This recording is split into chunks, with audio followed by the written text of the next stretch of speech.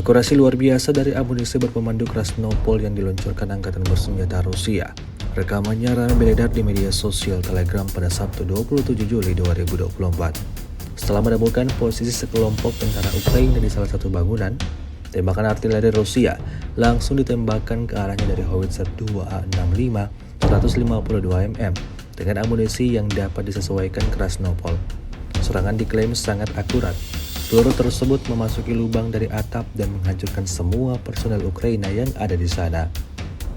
Kami terus mengalahkan lawan, klaim tentara Rusia, seperti tulis dalam keterangan unggahan.